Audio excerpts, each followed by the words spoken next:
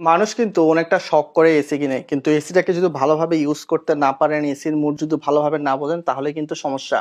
তো কিভাবে AC use করবেন এবং ভালোভাবে দীর্ঘদিন ইউজ করবেন, তো সেই সকল ক্ষেত্রে এসির অবশ্যই কিন্তু একটা বোর্ড এক্সট্রা করে লাগাই নেবেন। তাছাড়া পাওয়ারের সমস্যা হলে এসি কিন্তু পুড়ে যেতে পারে কন্ডেন্সারটা।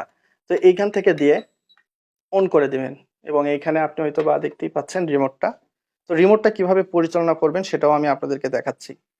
এসির বাটন কিন্তু এরকম দেখতে পাবেন, এবং এখানে অন অফ নামে রয়েছে। তো অনটাতে যদি ক্লিক করেন তাহলে শব্দ হবে এবং এসিটা কিন্তু সুইমিং শুরু হয়ে যাবে। এসি যখনই ইউজ করবেন, তো এসির টেম্পারেচার মিনিমাম 24, 25, 28-এর মধ্যে রাখবেন। এর ফলশ্রুতিতে কিন্তু বিদ্যুৎ খরচ কম হবে। যদিও আমার এটা ইনভার্টার এসি, হয়তো বা এখান থেকে দেখতে পাচ্ছেন। তো দেখা দিলাম ইনভার্টার এসি এমনিতেই বিদ্যুৎ খরচ কম পড়ে।